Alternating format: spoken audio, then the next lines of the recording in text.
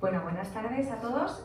Soy Pilar, soy la directora de Espacio Joven Fundación Ibercaja. Lo primero de todo es daros la bienvenida a nuestro espacio. Muchas gracias por venir a esta actividad en un día además tan frío como este. Yo vengo a presentaros brevemente lo que es Espacio Joven Fundación Ibercaja. Espacio Joven es una iniciativa que comenzó hace 4 años. Fue una iniciativa en la que queríamos dar un espacio al público joven de Zaragoza, pues realizando iniciativas para que ellos tengan pues, la posibilidad de desarrollarse, de encontrar sus vocaciones, y nosotros todas las actividades que organizamos las hacemos en base a 3 grandes líneas de actuación, ¿vale? Una sería lo que es arte y cultura, otra sería lo que es empleabilidad y la última sería salud y bienestar. En esta concretamente estamos hoy aquí. Para nosotros es muy importante todas las actividades relacionadas con salud mental, cada vez queremos hacer más. Os animo a que veáis la página web porque habitualmente pues, tenemos muchas actividades totalmente gratuitas, enfocadas a público joven. Y bueno, hoy toca con la Fundación Manuel Jiménez Abad, con la que realizamos una amplia variedad de actividades, tocamos distintos temas.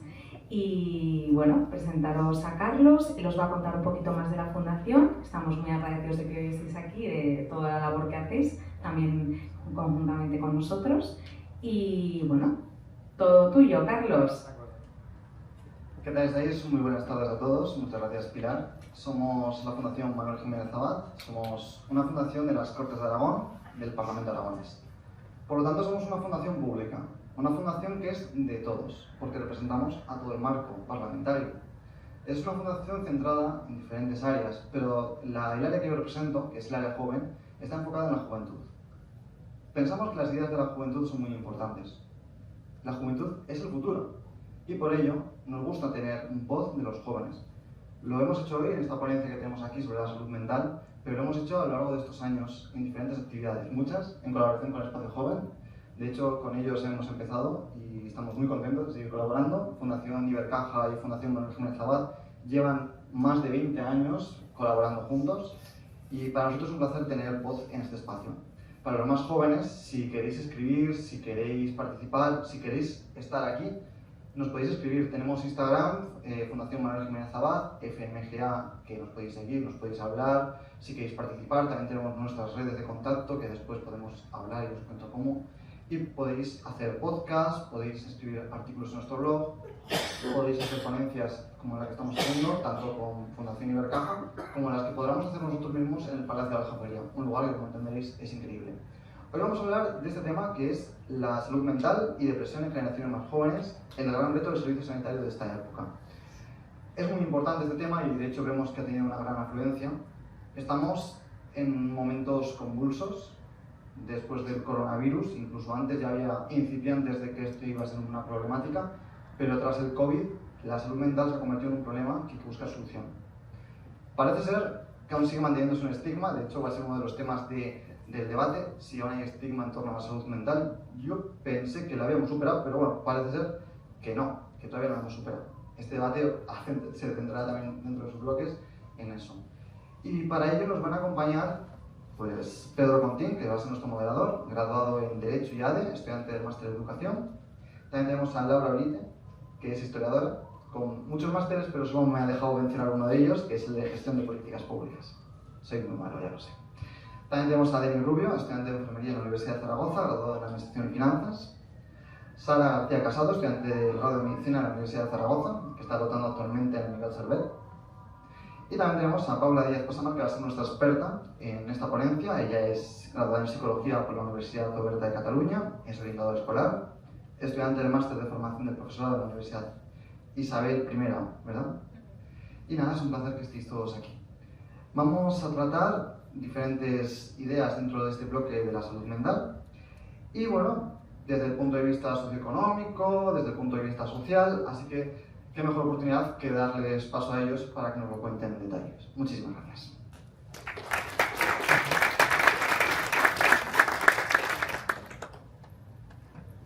Bueno, pues buenas tardes a todos y a todas. Bienvenidas a esta mesa redonda sobre salud mental, depresión y sobre todo bienestar en los jóvenes, que es un desafío prioritario para la sociedad que hoy nos ocupa, y también para los sistemas sanitarios, como trataremos después.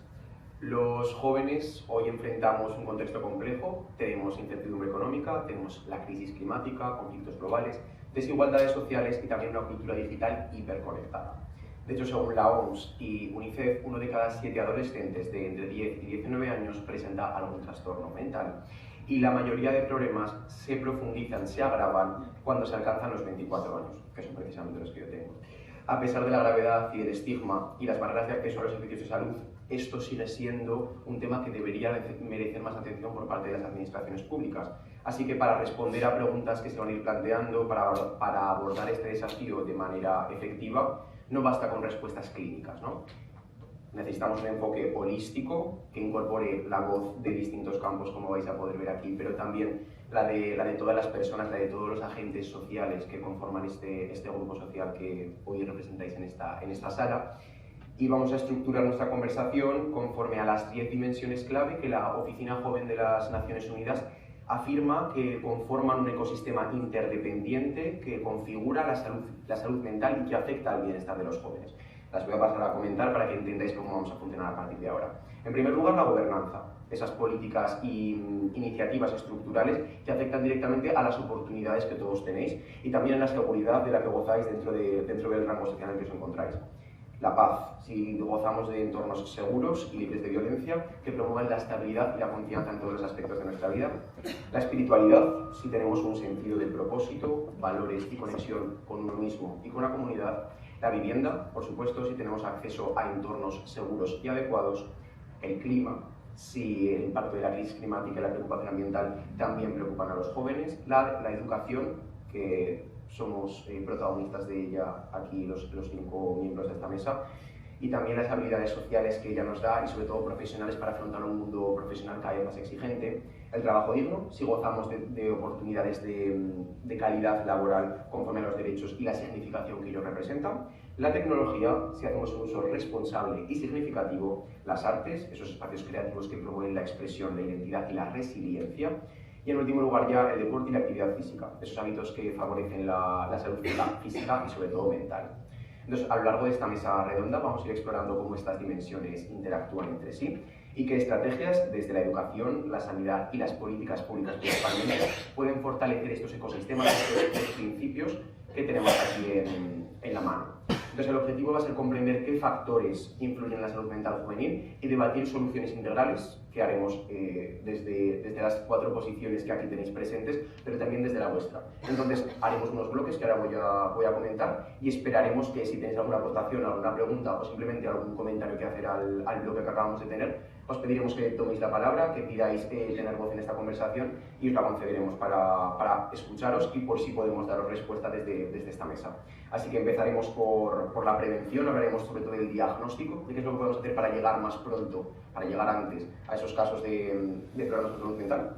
En segundo lugar, de la mano de la prevención, cómo podemos integrar este sistema sanitario que quizás acusa algunos problemas para llegar a la salud mental de forma efectiva. Pues qué es lo que podemos hacer y qué medidas se pueden tomar. Y en tercer lugar, qué es lo que afecta al bienestar emocional y sobre todo cómo potenciar, cómo fomentar la resiliencia en los jóvenes. Así que vamos a comenzar, si os parece, por el contexto socioeconómico y clínico de este problema. Y vamos a hablar en primer lugar del bienestar emocional. ¿Debe considerarse el bienestar emocional solo un tema personal o también como un desafío para políticas públicas y estructuras sociales? Empezamos, por ejemplo, por Daniel. Sí. El bienestar emocional, cosas así, también en toda personal y en las políticas públicas,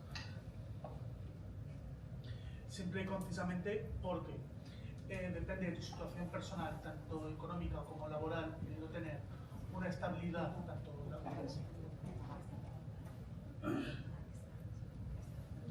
porque también depende mucho de tu estabilidad, tanto laboral como socioeconómica. Es decir, tú puedes estar bien tanto de salud mental, que no tienes que tener ningún tipo de trastorno de depresión ni nada parecido, pero solo el causante de no llegar a final de mes por la precariedad laboral, eso te puede producir un malestar que no tiene por qué estar achacado a un problema de salud mental, simplemente es que por las condiciones socioeconómicas del entorno, pues eso te produce un malestar, como puede ser el cómo voy a pagar la hipoteca a final de mes, no llego a final de mes, se me ha roto el coche, ahora voy a tener un gasto imprevisto que no llego, A eso se refiere con este punto. Y ahora, por ejemplo, mi compañera también te va a hablar sobre este tema. Sí, realmente es un desafío estructural porque al final una sociedad no la conforman entes que no tienen ningún tipo de interacción con ella. Una sociedad está conformada por personas que interactúan y que realizan su vida y sus labores en un contexto macroestructural que les determina su día a día. Entonces la política lo que debe hacer es integrarlas, recogerlas y atender a cuáles son las necesidades y cómo devolver para que haya un entendimiento mutuo y haya una simbiosis. No se puede actuar de una forma políticamente y estructuralmente y que la sociedad vaya a una tendencia completamente diferente, porque es que eso puede provocar una ruptura de lo que entendemos como un pacto social y puede haber problemas de gobernabilidad, puede haber problemas mucho más ulteriores que simplemente una estabilidad o un sentimiento emocional. Efectivamente, y de hecho es esta responsabilización que se hace quizás del individuo la que nos impide atender las causas reales de estos problemas, ¿no? No siempre hablamos de las circunstancias socioeconómicas individuales, sino que deberíamos hacerlo de las circunstancias de la coyuntura global que acusa cada individuo. Entonces, por eso queríamos preguntar ahora si estamos interpretando como enfermedad lo que podría ser un malestar ligado a estas condiciones sociales y económicas. ¿Nos puedes seguir, Laura? Bueno, sí, en la línea con lo anterior, un malestar prolongado, al final todas las emociones y la forma en la que interactuamos con el medio determinan cómo seguimos percibiéndonos con y cómo y para el medio. Entonces no es el único motivo, pero sí que se puede dar como un pie o una predisposición a cierta evolución que afecta luego al resto de la sociedad, porque al final el individuo eso es. Como bien ha dicho mi compañera, y después también mi compañero, no todo malestar es necesariamente una enfermedad. Y muchas veces son síntomas emocionales, esos síntomas son la expresión directa de condiciones sociales, económicas o laborales que afectan directamente a nuestra vida personal. ¿Estamos medicalizando el malestar social? En muchos casos sí, porque en consulta es frecuente ver a jóvenes que presentan ansiedad, la ansiedad por inestabilidad laboral, tristeza, pero tristeza por falta de oportunidades, cansancio extremo por jornadas agotadoras, con horarios partidos, con salarios totalmente precarios, o irritabilidad y desesperanza por tener una precariedad económica que ves que eso no va ni para adelante ni para atrás. Eso te puede hacer un malestar, que no por ello tiene que ser una enfermedad. Hay que diferenciar entre enfermedad y malestar en esta situación. Un trastorno mental implica alteraciones persistentes, incapacitantes y desconectadas del mundo. El malestar situacional aparece como respuesta lógica a condiciones del entorno. El riesgo es que al etiquetarte como enfermedad, lo que en realidad es que estamos culpando a la persona, cuando directamente es culpa del entorno. Implicaciones para la salud pública. El problema que tiene que tanto para la salud mental hay una sobrecarga en el sistema sanitario demasiado importante y mucha de esa gente no puede participar con psicólogos privados por su propia precariedad económica. Y se invisibilizan las causas estructurales, como puede ser una pobreza, un desempleo, una falta de vivienda o una explotación laboral e incluso una discriminación.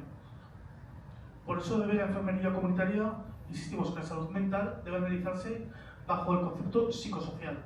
La biología importa, pero también el contexto del qué. Efectivamente, entonces ya hablamos de identificar el estrés como síntoma, ¿no? y ya no interpretar ese malestar desde la clínica, sino hacerlo desde la justicia social, qué es lo que se puede hacer como instituciones, cuál es la gobernabilidad real de un país que no puede atender a los problemas de salud mental que sus ciudadanos tienen, ¿no? Entonces, ya en línea, para finalizar con esta parte, ¿cómo repercute esa falta de estabilidad laboral y de oportunidades claras en la salud mental de los jóvenes? Bueno, un poco, no sé si alguien más ha oído la frase de somos la primera generación que viviremos peor que nuestros padres, por cómo han sido las tendencias y los cambios estructurales en los últimos tiempos.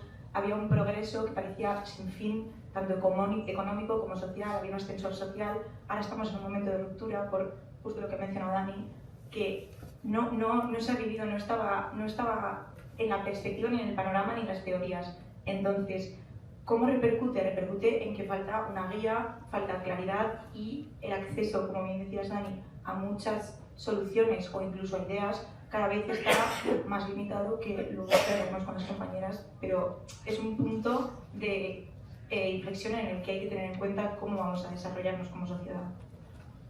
Como dice la compañera, un caso bien simple como puede ser no tener una depresión, pero que un psicólogo te tenga que ayudar con problemas de ansiedad, estamos hablando de que un psicólogo promedio no te baja de 50 a 60 euros. Si vas a una sesión semanal para poder controlar tu ansiedad, hay mucha gente con salarios precarios de 1.000 euros, no le llega ni de coña, perdón por la expresión, para gastarse 300 euros en lo que sería una sesión. Es bien clara la cuenta, 60 euros por sesión, 4 veces al mes, incluso 5, de 240 a 300 euros. Eso con un salario mínimo de hoy en día, como va la vida, el alquiler, el precio de un coche, gastos fijos, etc., más tener un poco de vida personal, a veces se olvida la salud mental por la propia subsistencia. Efectivamente, que además esta falta de estabilidad, como decía, pues no solo afecta al bolsillo, está transdireccionalmente, podríamos decir, afectando la autoestima, la deteriora y sobre todo la percepción de control sobre la propia vida acaba deteriorándose de esta manera también, ¿no? Entonces, teniendo en cuenta esto como factores clave para la salud mental, se habla mucho de la generación de cristal, si estamos preparados, menos preparados, si tenemos más resiliencia o no para comunicar esos cambios que nuestros padres. Entonces, nos gustaría saber qué opináis sobre eso y como encabezamiento de esa generación, qué es lo que podéis decirles al resto de generaciones. Bueno, en primer lugar hay que tener en cuenta que el término generación de cristal fue acuñado por la filósofa Montserrat Nebrera y no era un término crítico, sino era un término para definir a una generación, hijos de la generación X, sobre todo nacidos en torno al año 2000 y posterior, hasta el 2010, y no era crítico, sino que era una descripción de una realidad en la que había un cambio de entender el mundo afectado por las nuevas tecnologías y una forma también de cambio de la educación. ¿Qué ha pasado? Ese término ha sido un poco, en mi opinión, pervertido y se usa generación de cristal como algo peyorativo para unas diferencias muy marcadas con otras generaciones, si bien obviamente siempre ha habido diferencias con la anterior, pero se usa como atacando a una generación que por lo general tiene un despertar en cuanto a términos, pues igual preocupadas por la salud mental, preocupadas por, como en los principios de la ONU, por la ecoansiedad, que se llegan a mofar de, bueno, de ciertas ideas que tenemos o de formas de relacionarnos con el mundo. Entonces, refleja unas dificultades y también una ruptura generacional en la que no hay una conversación con nuestros precedentes y que igual también acusa una falta de referentes, con lo cual realmente es un punto de fricción social que hay que analizar. Como ha dicho la compañera, ahora tenemos más conciencia de la situación que tenemos. La situación de la generación de cristal suele referirse a menor resiliencia. Y menor resiliencia no es que tengamos menos aguante, lo que tenemos es más conciencia sobre salud mental. Lo que tenemos es más disposición para pedir ayuda, porque antiguamente el decir necesito ayuda psicológica era, perdón por la expresión, estar loco. Cuando ahora simplemente puede ser un simple problema de ansiedad, del cual tú no sabes gestionar y necesitas un experto. Y menos tolerancia a dinámicas dañinas, como normalizar un maltrato, una explotación laboral o un silenciamiento emocional. Eso no es falta de silencio, es menos conformismo frente a situaciones que afectan al bienestar o un cambio en la comunicación emocional. Los jóvenes verbalizan más fácilmente el estrés, la ansiedad y las injusticias. Utilizan redes sociales para visibilizar su malestar, lo que antes quedaba oculto. Buscan validar lo que sienten y no cargar solos con el peso emocional, cuando antiguamente eso la gente se lo clavaba para sí mismo. Desde la enfermería esto se ve como un avance en la salud mental, porque hablar de las emociones favorece la intervención temprana y reduce riesgos futuros. Muchas gracias, Dani. Entonces, en resumen, podríamos decir que hemos dejado de normalizar el sufrimiento silencioso al que se asiste en la actualidad y que protagonizaba la realidad de generaciones pasadas, ¿no? Esa exigencia de condiciones dignas y más apertura emocional y sobre todo la verbalización de qué es lo que nos ocurre no puede ser un motivo de culpa para las generaciones de ahora, ¿no? Entonces, ahora que ya hemos hablado un poco de qué es lo que está ocurriendo, de por qué creemos que ocurre como personas jóvenes, ¿qué iniciativas estructurales creéis que podrían tener un efecto positivo, un efecto sobre todo preventivo, para atajar este problema de salud mental de los jóvenes? Bueno, parece que todo es crítico, pero sí que es verdad que se están dando ciertas iniciativas, tanto asociativas como públicas. En este caso, hay un plan de acción de salud mental del año 2025-2027, que es del Consejo Interterritorial de Salud del Ministerio de Sanidad. Entonces, este tipo de iniciativas son guías que luego son trasladadas a las autonomías y de las autonomías son trasladadas al resto de estructuras que abogan por llevar el debate a la mesa, aunque luego vamos a ver que hay ciertas faltas de fondos, hay faltas de capacitaciones. Entonces, las iniciativas estructurales están ahí, pero hay que empaparlas, hay que trasladarlas, hay que aterrizarlas realmente en la sociedad. Porque que este plan, por ejemplo, el Plan de Acción Salud Mental, yo no sabía, no tenía ni idea, soy una persona bastante, me considero que me preocupan ciertos temas, y es que no hay una traslación entre las estructuras gubernamentales, entre las estructuras organizativas y la sociedad, y cómo hacernos, si este plan existe, por qué no nos llega y cómo podemos hacernos y apropiarnos de ello como sociedad. Lo que necesitamos es que desde las entidades públicas tengamos más información de los medios que podemos utilizar. Y principalmente lo que necesitamos es que desde los organismos públicos, primero, nos den un empleo digno y estable, porque es lo fundamental el tener una estabilidad laboral estable y digna para poder tener una vida saludable, principalmente porque necesitamos un salario que no sea precario. Acceso universal al servicio de salud mental. Básicamente, que la atención psicológica sea gratuita o de bajo coste. Equipo de salud mental escolar, universitaria o comunitaria. Y mayor número de profesionales, para evitar listas de espera. Ya habéis visto que en la mayoría de centros de salud, o cuando sacan las plazas del PIR, que igual que está el PIR de los médicos o el de los enfermeros, está el PIR, y me parece que aquí en Aragón igual son 6, 7, 8 plazas anualmente, cuando 8 plazas públicas por año, con la cantidad de población que tenemos en una ciudad como Zaragoza, es algo irrisorio. Luego, una educación emocional desde edades tempranas. Enseñar desde la escuela. Programas educativos que enseñen manejo del estrés, habilidades sociales y resolución de conflictos, y espacios seguros para hablar de emociones sin estigma. Reducción de desigualdades y pobreza. Regulación del uso de redes sociales en entornos saludables. Campañas de alfabetización digital y normas para proteger a los jóvenes de acoso o sobreexposición a contenidos dañinos. Fomento de espacios comunitarios, como pueden ser centros juveniles, programas deportivos y culturales y redes de apoyo social. Porque sentirse parte de una comunidad disminuye la sociedad y fortalece la resiliencia. Gracias Dani. Has introducido ya uno de los bloques de los que vamos a hablar ahora, que es el tema de la educación, y sobre todo cuál es el papel que juegan los espacios comunitarios para la creación de una moral social comprometida con la salud mental, ¿no? Ahora más que está en auge, ¿no? Este comentario en Zaragoza sobre los centros juveniles.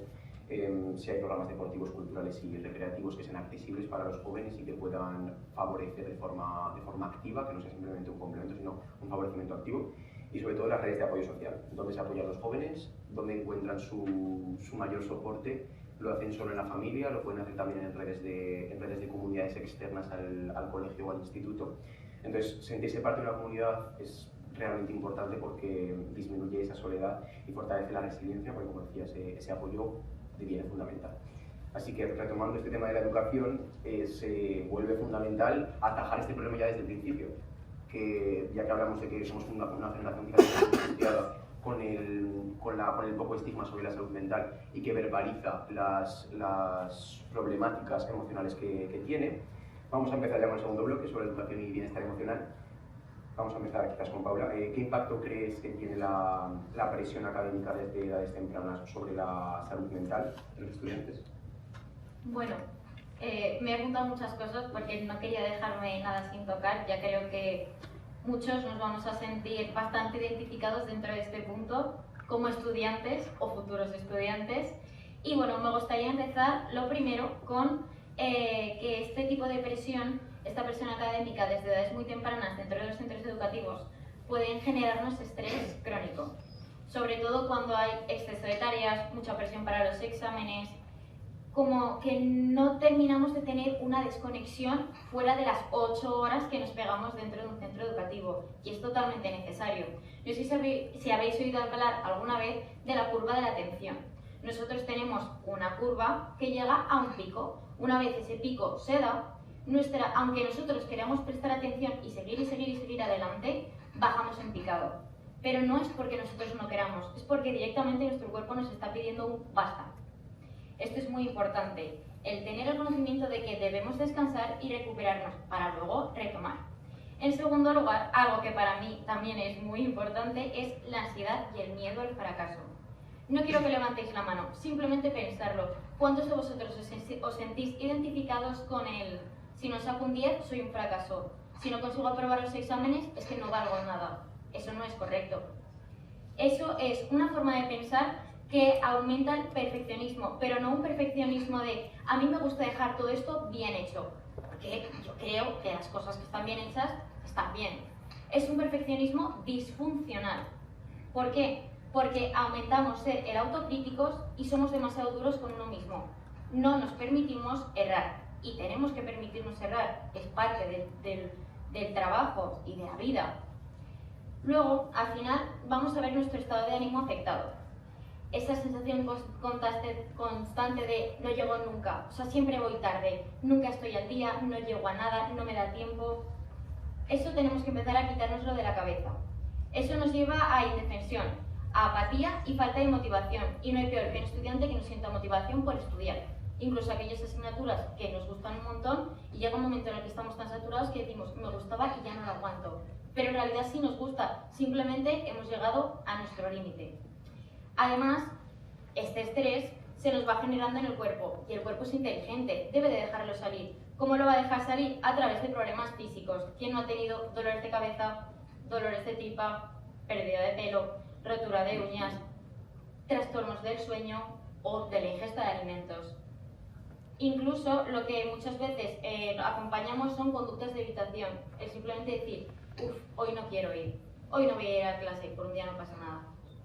Además, otro aspecto muy importante que me gustaría tocar es el tema de la autoestima y la identidad. Nuestro concepto no puede basarse en soy una nota, soy una calificación. No, soy un estudiante y me esfuerzo por ello. Pero no nos tiene que definir al final la calificación que nosotros sacamos en un examen. Y otra cosa de la que me gustaría hablar, ya que considero que es importante saber, son tanto los factores agravantes como los factores protectores, ya que quizás igual nosotros vamos un poco tarde, pero nunca iremos tarde para nuestras generaciones futuras, que nunca se sabe. Bien, hay cosas que agravan la situación, por ejemplo, la excesiva presión de la familia y del centro educativo con lo más importante son las notas. Sí, son importantes, también es importante nuestra propia salud. Además, siempre tenemos que tener un punto en el que expresar cómo nos sentimos. Un factor protector es la familia, son los amigos, es el hablar, expresar cómo uno se siente. Esto es muy importante, no juzgar y no sentirse juzgado, tener aficiones fuera del estudio, descansar y disfrutar de ellas. Muchas gracias, Paula. Hablabas de la validación académica, hablabas de la presión que se siente como estudiantes y como miembros en general del sistema educativo para formar parte del mismo. ¿Es posible entonces que este sistema educativo funcione como detector de problemas? ¿Podemos, desde la docencia, tratar de aplicar estos principios que nos contabas directamente a los estudiantes? ¿O podemos evitar de alguna manera directamente evitar este estrés adicional que les estamos depositando a la hora de elaborar currículos y a la hora de evaluarlos también?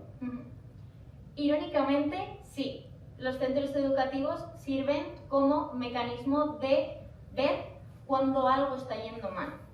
Al final, como he mencionado antes, pasamos, desde la infancia, 8 horas lectivas dentro de un centro educativo, con docentes que nos ven a diario y que al final, nos guste o no, nos acaban conociendo. Eso es así.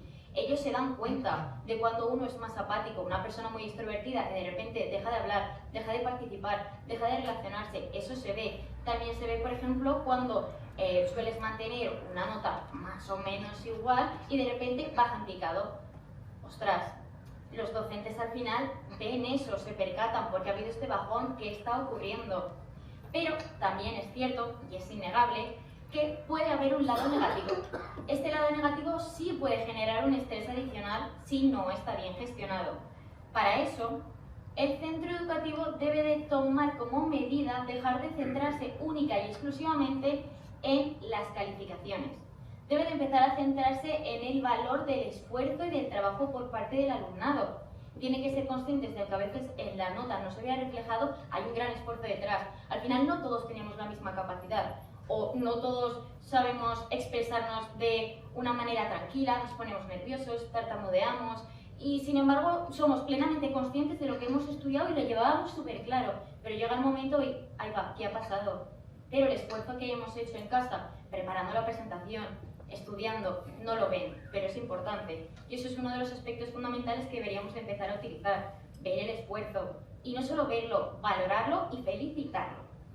Además, otra cosa que ocurre, o yo pienso que está ocurriendo, es que ponemos etiquetas, estigmatizamos. Tú eres un vago, tú es que es muy problemática. No, eso no se puede hacer. Todos tenemos nuestras cosas, pero todos somos válidos. Y vuelvo a repetir, es muy importante valorarlo, no solo por parte del centro educativo, sino de nosotros mismos. Tenemos que aprender a valorarnos y decir, sí, me he esforzado. Quizás ha sido un 7 y no un 9 que esperaba, pero lo he hecho. Y tienes que estar conforme porque ha salido. Luego, otra cosa que también es muy importante y yo creo que deberíamos de ser todos conscientes, tanto por parte de nosotros mismos como alumnado, como por parte del centro docente, es la alianza alumno, familia, colegio. Si esta alianza se da y todos están unidos, solo va a ir a mejor. ¿Por qué? Porque desde el colegio nos conocen y nosotros muchas veces confiamos en algunos docentes, aunque no, en otros no, simplemente porque al final se les acaba cogiendo, digámoslo de una manera negativa, manía. Pero luego también es muy importante tener esa confianza del colegio con la familia y del alumno con la propia familia. De esta manera se va a crear un clima en el que todos podemos hablar y sentirnos escuchados.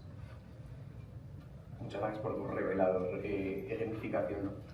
Favorece esta prevención, porque muchas veces hablamos de educar emocionalmente también, que hablabas de no centrarnos en lo académico, no darle ese valor transversal a las calificaciones. ¿Qué es lo que podemos hacer para favorecer la prevención desde la educación sin sobrecargar de responsabilidad emocional a los alumnos, al alumnado?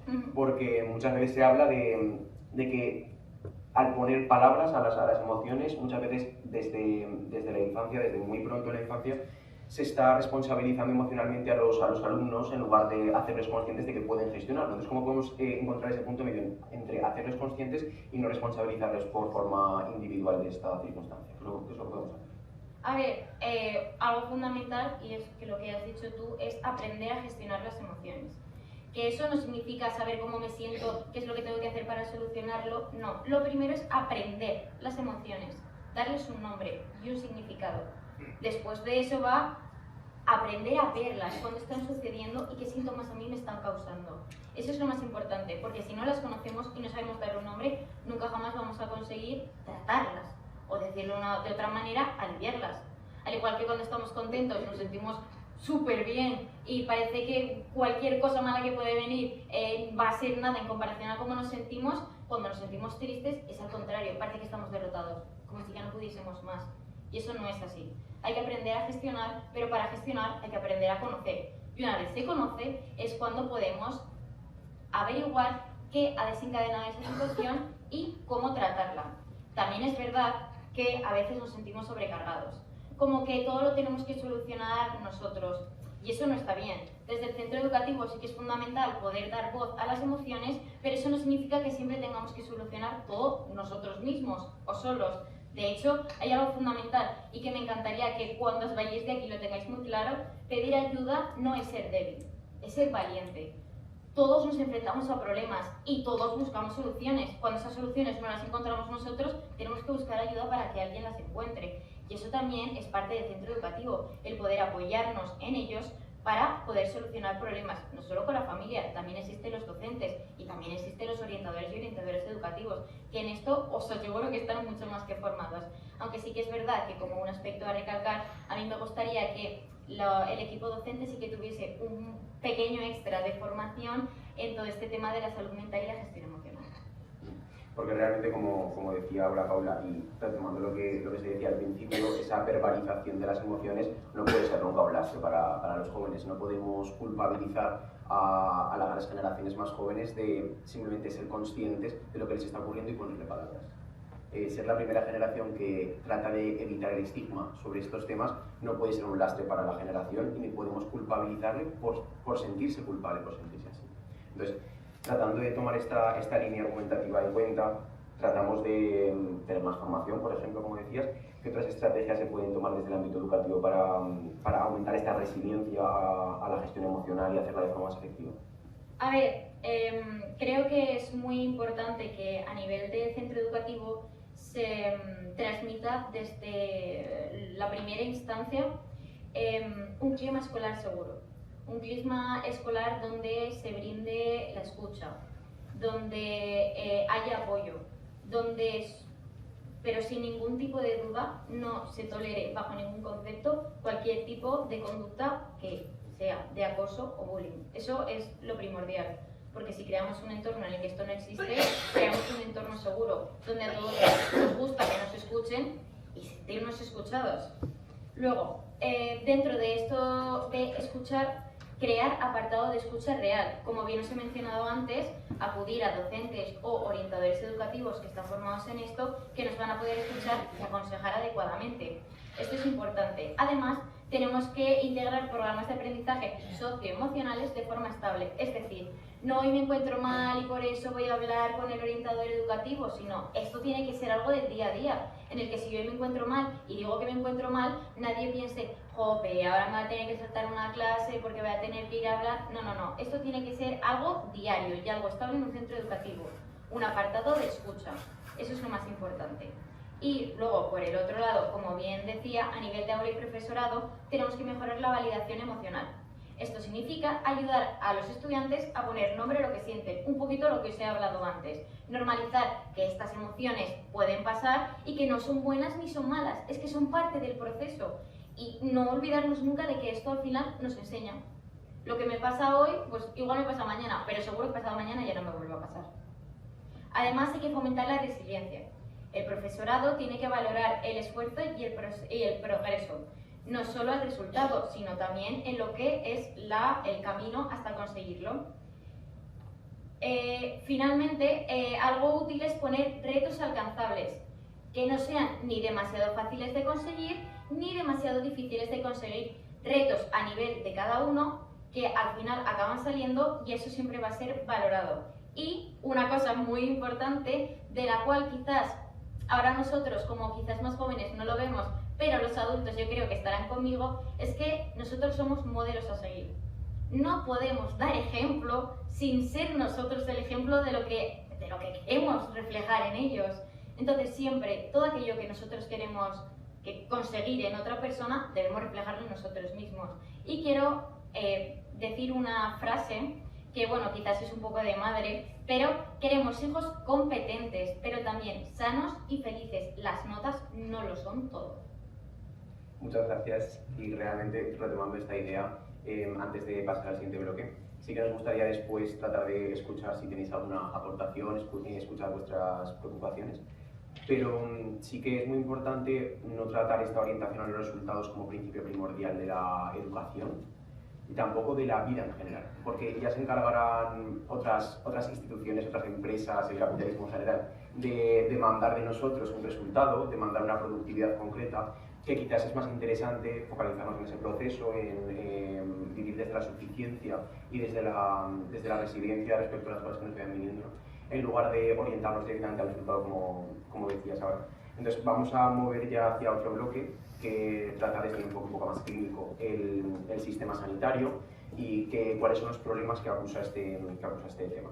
Entonces, en primer lugar, queríamos preguntaros, Sara y Dani, sobre la atención sanitaria actual, porque se siente muchas veces que se interviene cuando la crisis ya se ha manifestado.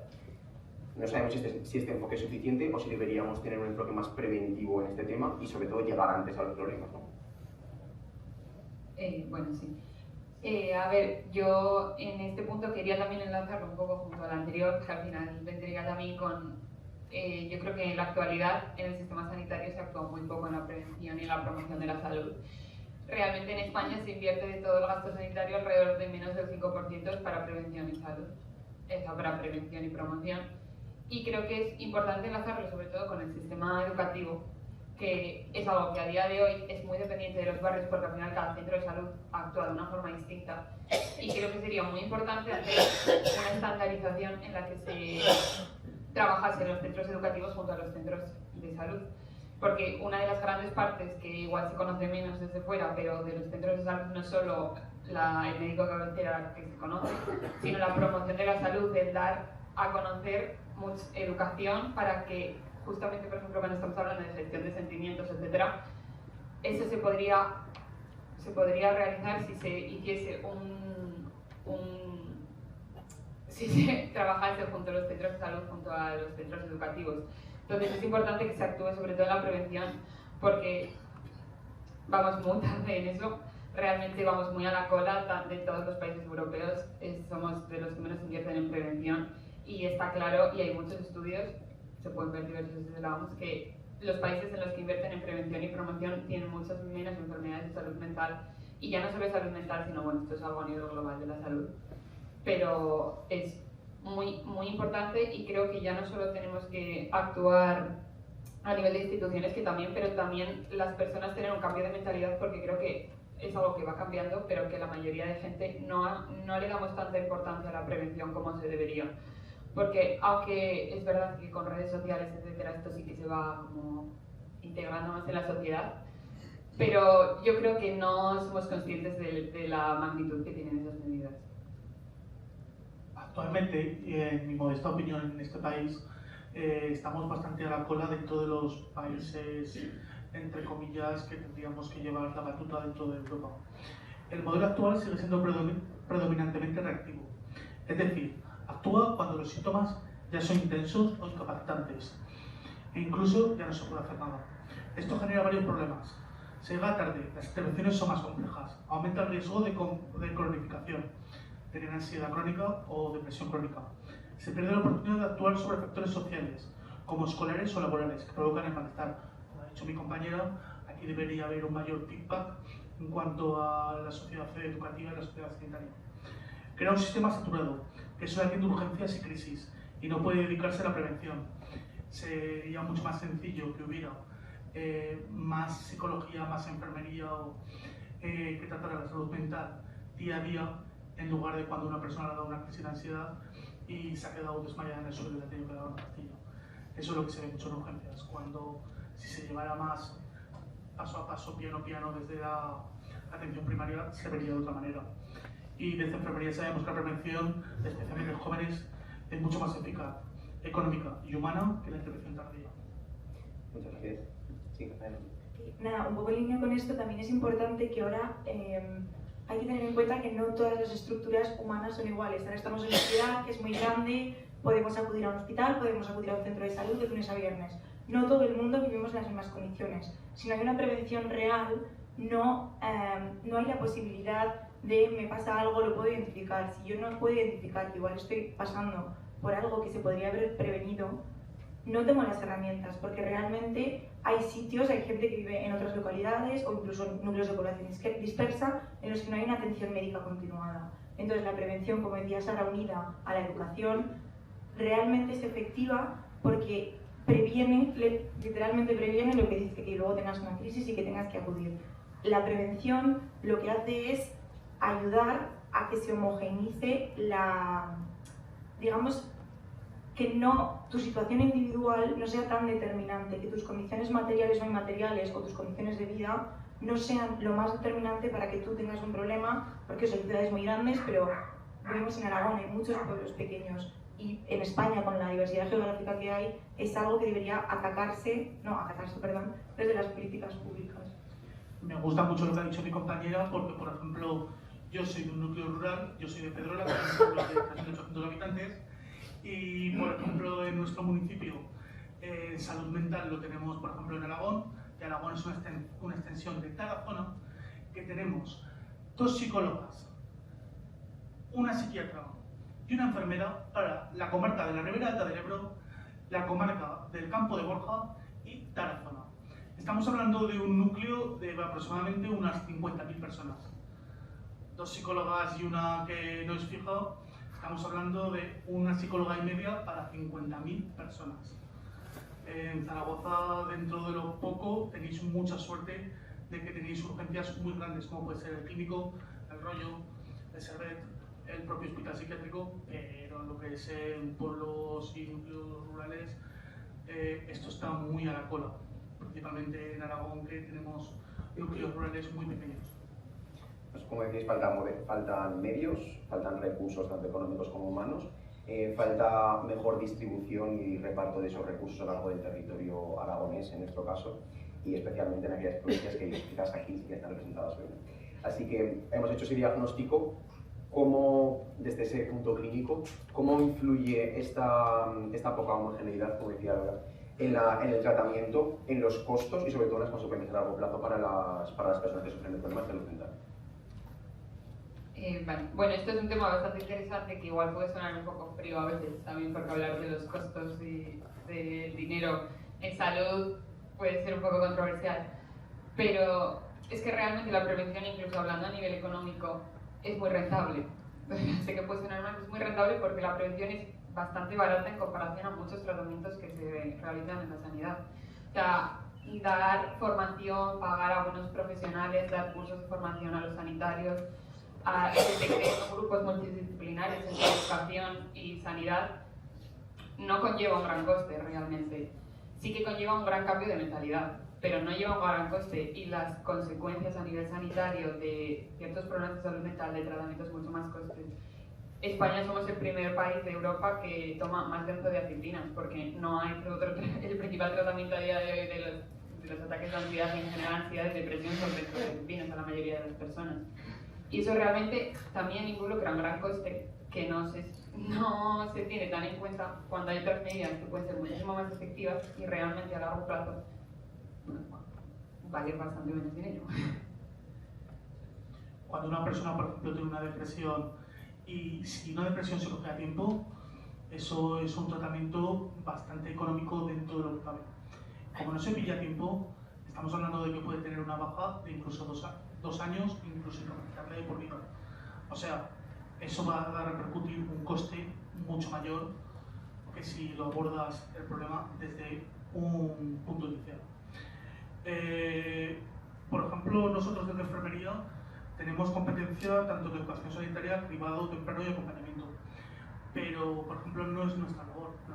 Tendría que ser psicología, que hubiera más plazas para que pudiera... Porque nosotros, por ejemplo, somos como un apoyo, pero lo que necesitamos son verdaderos profesionales que apoyen desde el día a día. Sí que hay preparación, pero... y tenemos herramientas, pero falta tiempo por agendas saturadas. Sí que hay formación, pero tampoco hay tanta formación en tema con los infantes, porque es totalmente diferente el tratar la ansiedad a una persona adulta con su córtex cerebral ya totalmente formado, que un niño de 10 años le está saturando depresión en la escuela.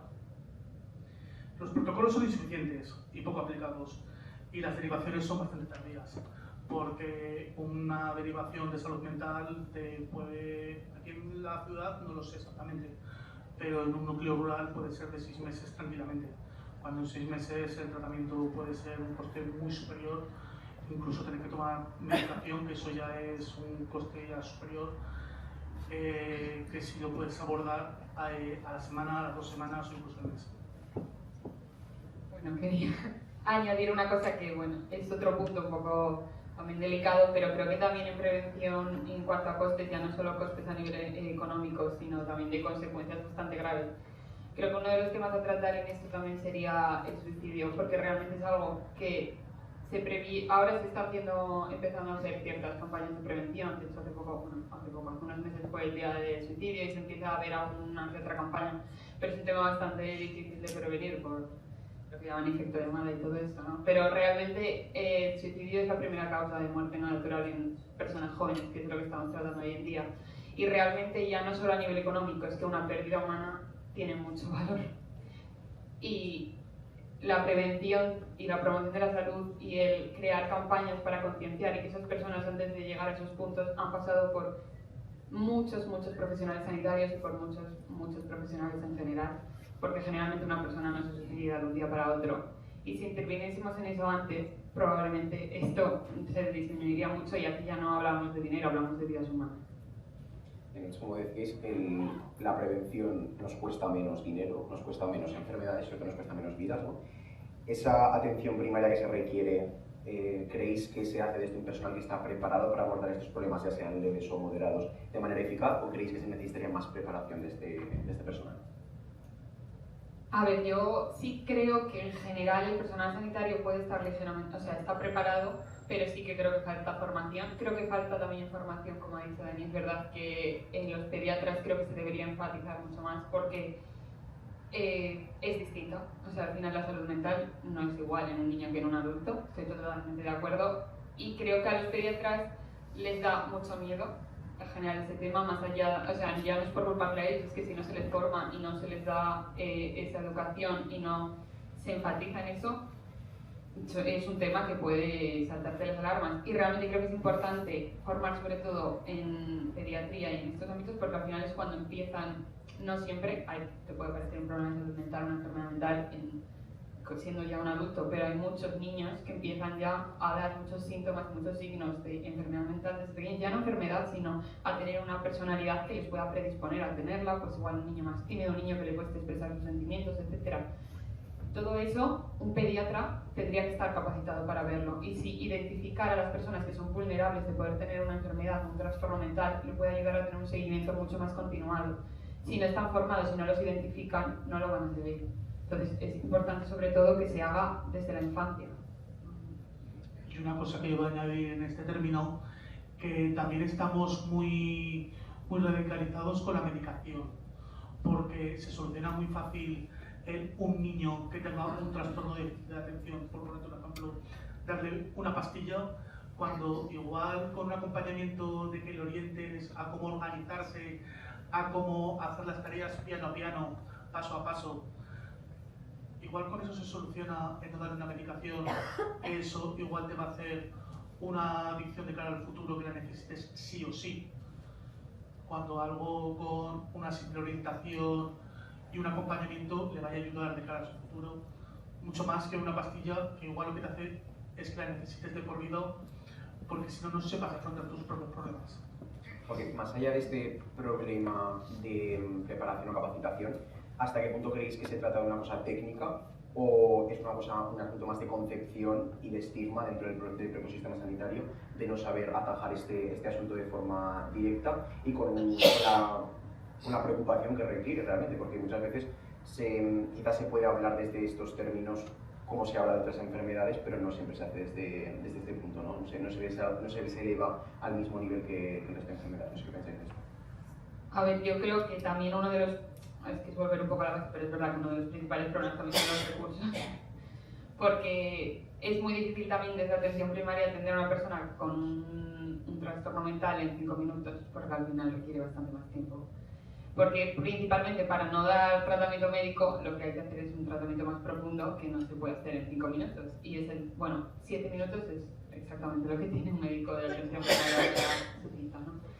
Pero más allá de eso sí que creo que también al final sigue habiendo estigmas, y a pesar de que sí que creo que se están reduciendo y que redes sociales han podido ayudar a hablar más de salud mental, etcétera, pero creo que la información que hay, depende de cómo te informes, puede ser muy mala.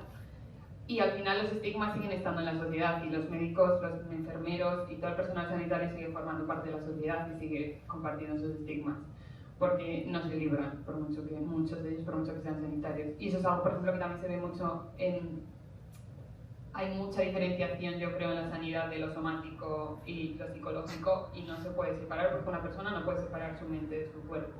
O sea, hay que tratarlo como un ente, y al final se separa muchísimo. Una persona que tiene una enfermedad física no puede estar tratado con un psiquiatra, tiene que ir o al psiquiatra o al especialista, y eso da mucho miedo, porque da mucho miedo tratar a personas que tienen enfermedades mentales.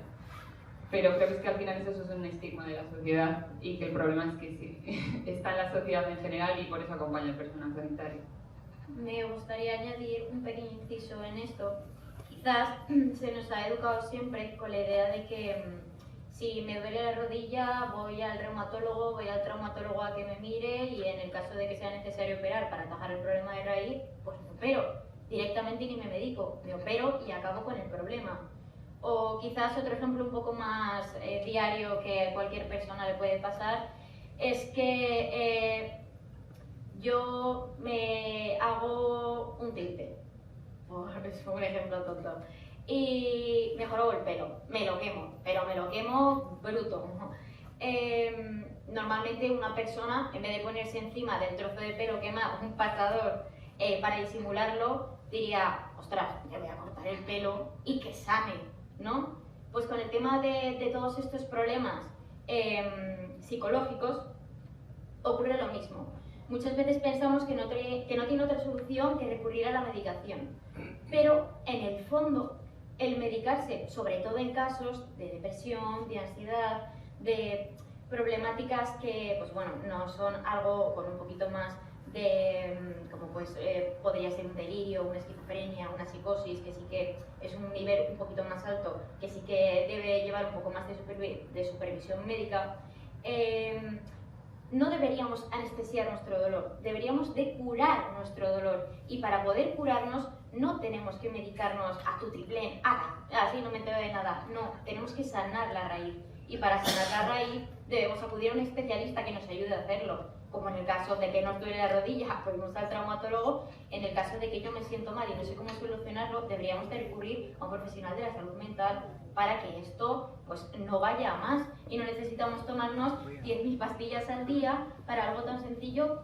que se puede atajar simplemente con pequeñas conversaciones en las que poco a poco nos vamos dando cuenta de qué nos está originando este malestar y de tratarlo desde la raíz.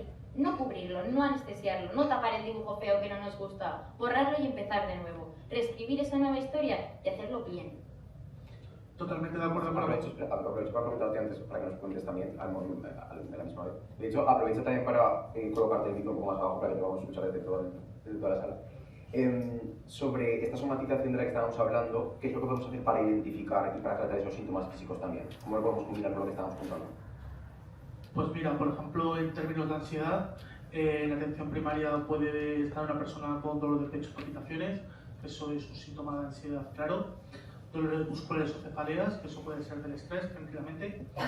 Problemas gastrointestinales. Voy a hablar un poco mal en plata.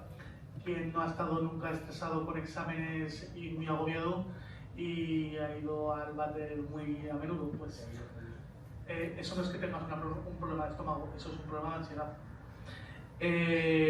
Lo que tenemos que hacer es identificar los síntomas, evaluarlos, diferenciar estos síntomas como causa orgánica de una causa psicológica y realizar preguntas abiertas sobre emociones, tus sueños, tu situación académica laboral, relaciones sociales, etc. Y lo que no te aporte, lo que no te suma, te resta. Como hemos dicho anteriormente, es que estamos muy acostumbrados con la medicación, cuando simplemente es, por ponerte un ejemplo, cada día me encuentro peor, me encuentro en mala forma, y me encuentro muy mal porque casi no puedo andar de lo gordo que estoy, por poner un ejemplo. Pues igual lo que necesitas es hacer deporte, que el deporte también libera endorfinas y te va a ayudar a tu ánimo. O el estoy agobiado con los estudios, pues igual necesitas un tutor, unos particulares y que te ayude a organizarte, por ejemplo. O tengo problemas con estas amistades, pues igual es que no te suma, te resta. Todos son problemas que hay que abordarlos, no directamente medicalizarlos para, como ha dicho mi compañera, anestesiar el problema. Bueno, ya no quería añadir algo. Bueno, sí. La verdad que quería sobre todo puntualizar que es muy frecuente la somatización de los trastornos mentales, muy frecuente. Pero sobre todo también es verdad que creo que es un punto importante que cualquier persona que tenga un síntoma somático, también psicológico, pero que realmente hay que acudir a un profesional y hay que preguntar, porque no se puede asumir que todo es de psicológico y puedes tener realmente algo detrás, que puedes tener una enfermedad, ¿vale?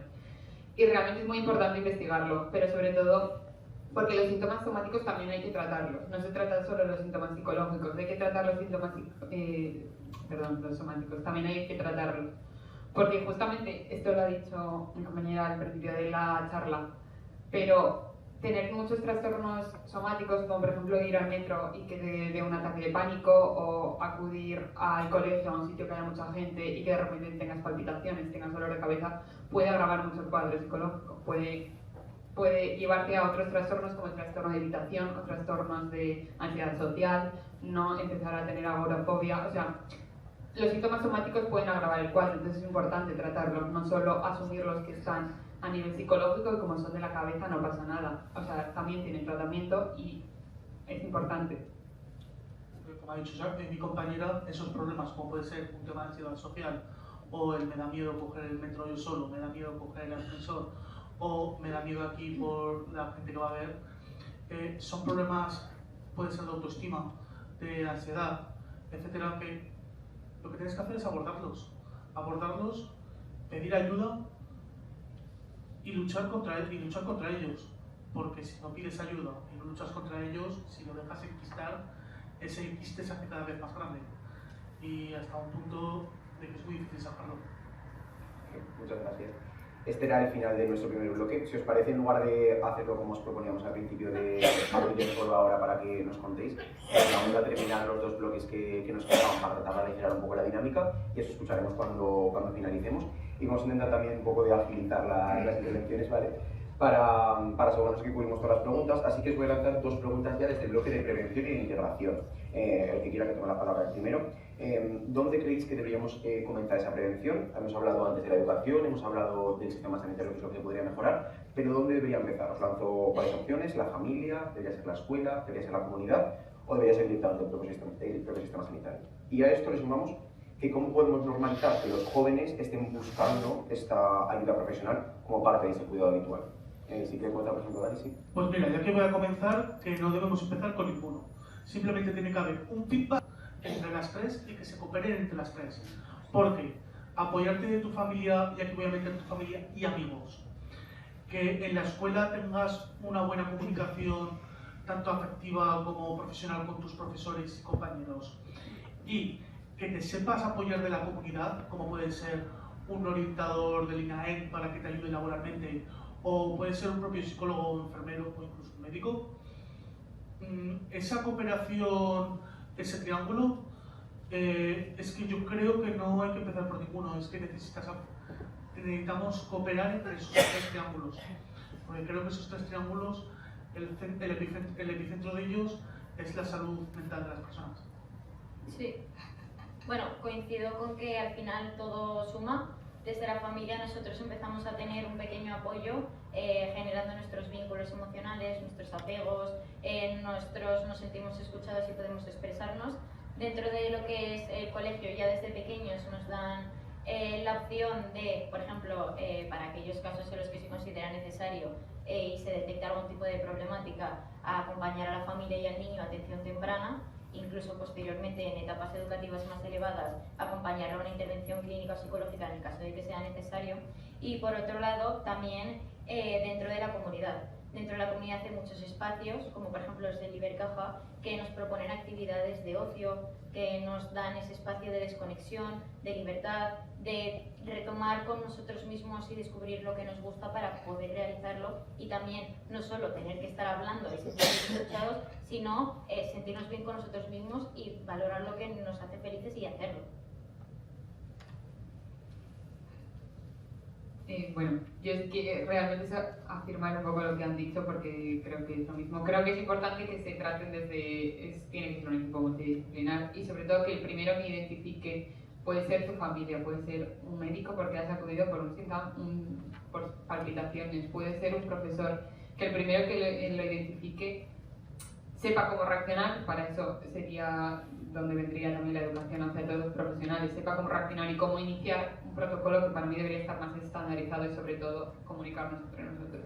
Porque, te pregunto directamente, Sara, esas estrategias que podrían permitir que la educación primaria dejara de ser un canal de derivación de los problemas de salud mental, ¿cómo podemos permitir que eso se pueda hacer desde la salud mental para que esto sea un eje de seguimiento real y no fuera ya como decía, pues, el parche o la solución, el plan B ante los problemas que no se han conseguido tratar desde la prevención?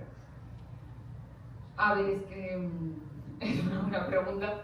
Realmente me vuelvo a repetir un poco, es cierto que es muy difícil desde atención primaria hacer un seguimiento con los recursos que hay actualmente, es muy difícil, y derivarlo a salud mental pues te conlleva por lo menos igual unos entre 7 y 1 año de lista de espera. Lo que se debería es pues principalmente formar más a los sanitarios, formar a los médicos de atención primaria, que realmente yo creo que están bastante bien formados la mayoría para hacer un seguimiento de enfermedades quizás leves, moderadas. Es verdad que enfermedades más graves deben ser derivadas, pero sobre todo es muy difícil hacerlo sin esos recursos, y ya no solo al médico, sino es verdad que desde mi punto de vista creo que la psicología debería estar mucho más incluida en la atención primaria, que también hubiese psicólogos en los centros de salud, que los hay en algunos, pero esto es muy variable, depende del centro de salud, del área en el que vivas, y no puede haber tanta desigualdad entre personas que viven en un barrio, otro que viven en un pueblo o que viven en otra ciudad. Porque de la mano de esto tomamos el sistema sanitario como una fuente definitivamente fiable de información, ¿no? Para poder formarnos, para poder pedir ayuda.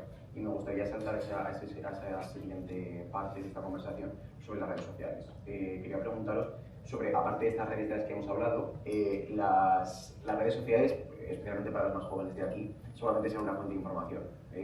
Supongan un lugar al que acudir, e incluso de búsqueda, un motor de búsqueda, casi TikTok se ha convertido en un sitio en el que buscar. Entonces, ¿qué es lo que podemos hacer para atajar que las redes sociales dejen de ser un riesgo, y sobre todo que dejen de ser un riesgo como fuente de información a nivel psicológico? ¿Qué es lo que podemos hacer? No sé si queréis empezar algo. Gracias. A ver, realmente creo que es un tema bastante complejo de llevar a cabo, porque vamos bastante por detrás en general las personas que las redes sociales y que la tecnología. Entonces creo que debería haber una regulación, para empezar, de lo que debe... No creo que todo el mundo esté capacitado para hablar de salud mental y pueda hablarlo en redes sociales libremente como si fuera, porque creo que hay mucha desinformación. Creo que es muy positivo, que puede ser una ventaja el que se hable en redes sociales de salud mental. Al final es algo que lo naturaliza, ¿no? Y lo normaliza, y hace que puede quitar estigmas, pero a la vez creo que es muy peligroso que se banalice los problemas de salud mental en redes sociales, y creo que es algo que se hace con mucha normalidad. No se puede igualar a una persona que tiene depresión a una persona que un día tiene un día triste y llora y lo dice en redes sociales. Y al final creo que igualarlo hace que las personas que realmente tienen depresión y están pasándolo mal se puedan sentir un poco ridiculizadas de alguna forma. O sea, yo estoy pasándolo mal y alguna otra persona que tiene un mal día, como podemos tener todos, que no significa que esté mal, pero no puedes autodiagnosticarte y decir en redes sociales que tienes depresión, porque hay personas que de verdad lo sufren, y creo que eso nunca lo haríamos con una enfermedad somática. Nadie diría que tiene un cáncer sin tenerlo. Aprovecho para preguntaros ahora, Laura y Paula, sobre la psicología pop que ahora surge en redes sociales. ¿Qué opinión os merece esta visibilización que se hace de los problemas, como decías ahora? Si creéis que fomenta autodiagnósticos o si banaliza los trastornos. Es que a mí esto me recuerda mucho a lo típico de wow, hoy me he levantado con el brazo dormido, voy a preguntarle a Google y te sale cáncer, te vas a morir en 2 días. Hombre, no.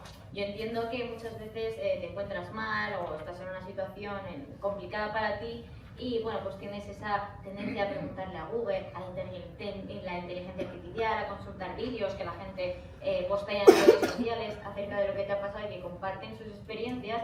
Pero es que, claro, lo que a mí me pasa no es igual que la experiencia que está contando el otro. O sea, no podemos dejar que eso sean diagnósticos propios. Vale, eso lo pasa a esa persona, puede ser que me pase a mí, pero puede que no. Quizá deberíamos de acercarnos a un profesional y consultarnos. No dejamos incluso a consultarnos, no podemos dejar que nos influyan tanto estas nuevas maneras de consulta rápidas sin tener una base científica, sin tener una base en la que han estudiado previamente todo aquello que te están diciendo y que están valorando todos los puntos que se deben de valorar de aquello que te está sucediendo. Y sobre todo tenemos que tratar de olvidarnos bueno, esto es barato, esto es rápido, me va a valer. No.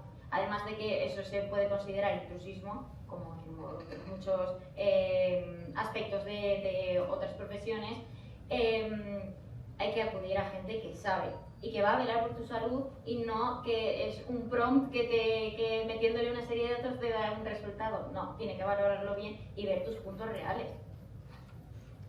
Sí, vamos, suscribo lo que habéis dicho y creo que es importante remarcar un poco lo que has comentado, Sara, de la regulación.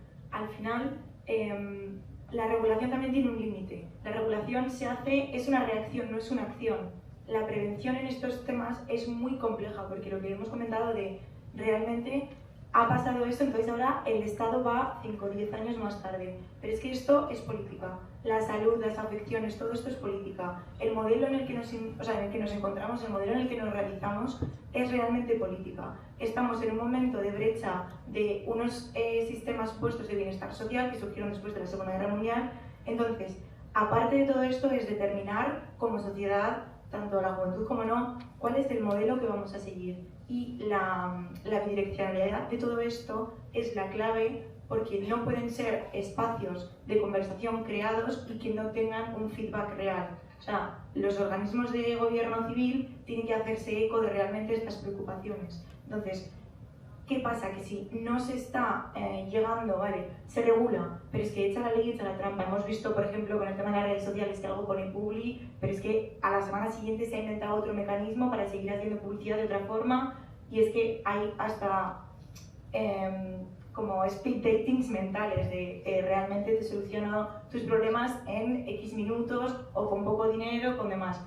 Y en cuanto a la accesibilidad, es una parte fundamental del Estado. Debe garantizar que todo el mundo pueda tenerlo, que obviamente son todos los problemas que hemos comentado. Pero es que realmente, si no hay una fuerza o una organización que, obviamente, hablando de un momento muy concreto en la historia, en Europa, en España, en un momento muy beneficioso para las personas que podemos debatirlos. Pero claro, podemos debatirlo, pero es que hay mucha gente que no. Entonces, ¿qué modelo social tenemos, hacia qué modelo social vamos y cómo nos vamos a implicar y relacionar con él? Yo creo que para mí es la clave. Muchas gracias. Y de hecho, voy a aprovechar ya para preguntarle a Dani directamente. En relación con lo que hemos hablado ahora, ¿disponemos o pretendemos alcanzar ese bienestar emocional y la resiliencia? Que tener unas recetas al final es lo que necesitamos, ¿no? Saber qué es lo que tenemos que hacer cuando estamos mal, cuando nuestra salud mental no goza de su mejor momento. Entonces, os queremos preguntar especialmente primero desde el plano clínico, qué es lo que podemos hacer, qué prácticas o qué actividades puedan ayudar a los jóvenes a desarrollar resiliencia, especialmente ante las dos problemáticas más importantes del siglo XXI en este caso, ¿no? Es la ansiedad. Mira, pues lo primero que a mí me gustaría puntualizar, lo que ha dicho antes la compañera, el intrusismo laboral. La gente, cuando tenemos problemas necesitamos que nos cure, vamos a un médico. Pues en esto hay que ir a lo mismo. Son carreras de ciencias de la salud, como puede ser un médico, un enfermero o principalmente en este caso un psicólogo. Y tenemos que fiarnos de un experto en el tema, no un coach motivacional que haya hecho un curso de Ho'oponopono o mindfulness y todas estas cosas. Están muy bien esos cursos, pero no dejan de ser complementos de, no lo principal de. Eso lo primero. Y lo de hacer resiliencia, totalmente lo que tenemos que hacer es ayudar a los jóvenes a motivarse, a creerse en ellos mismos, a que ellos crean que son capaces de hacerlo y que cuando tienen un problema, abordar ese problema y motivarse para llegar a conseguir ese objetivo.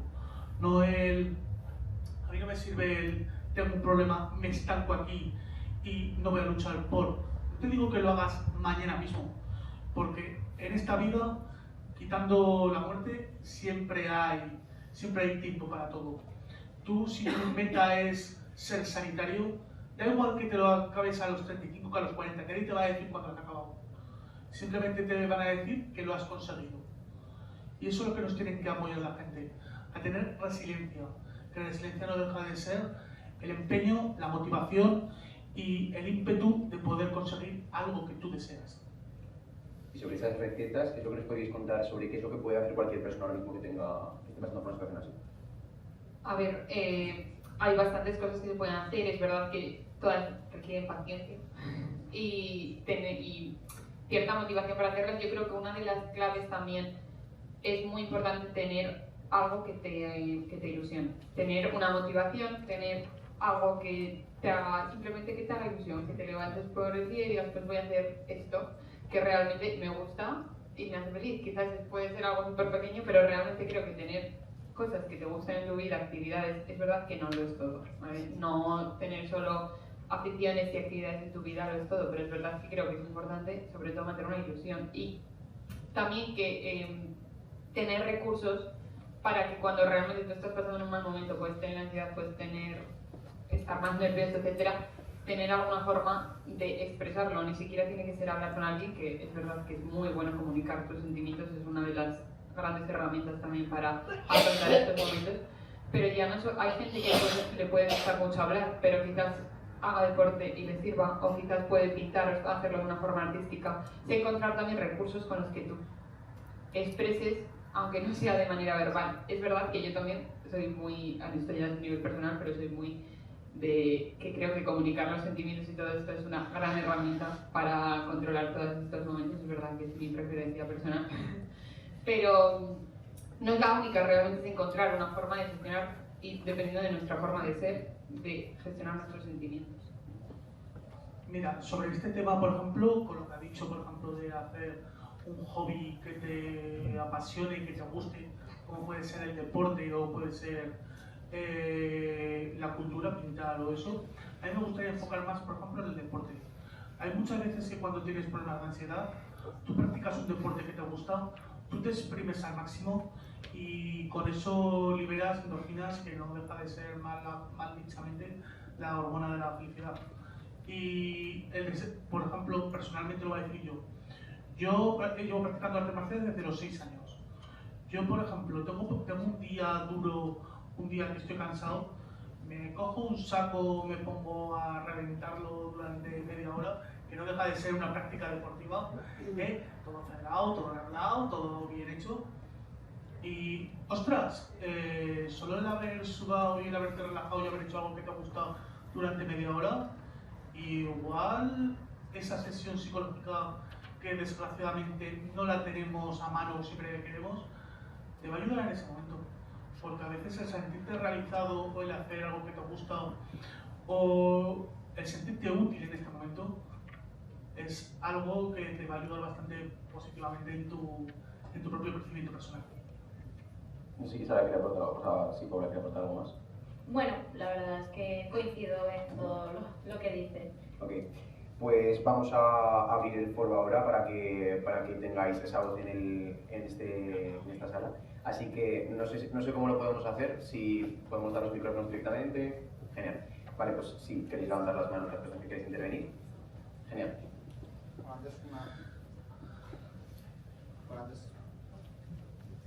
Sí, vale.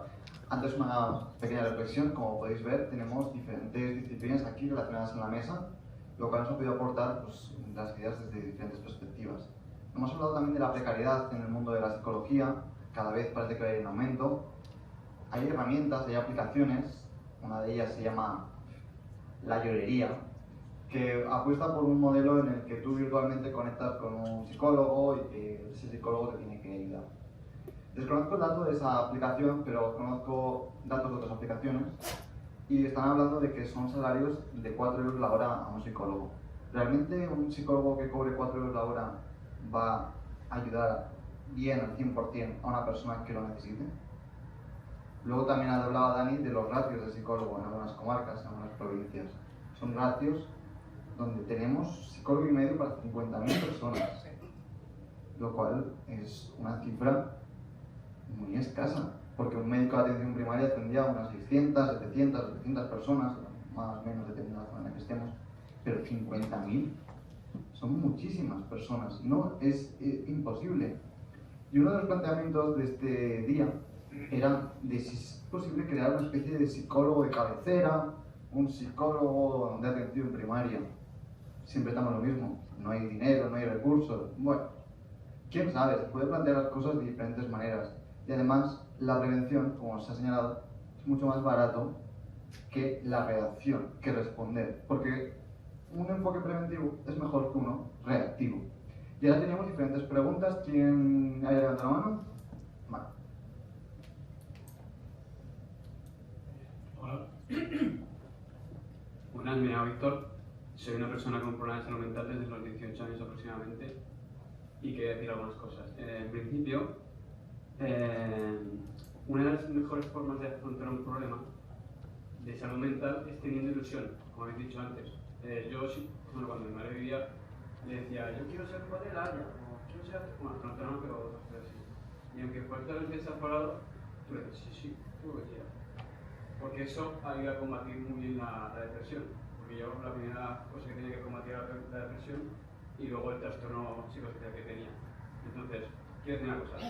El gobierno prometió en elecciones que iban a hacer que psicólogos pudieran atender como máximo a los 10 días de que una persona tuviera un shock de tipo psicológico que le pudiera provocar una enfermedad mental.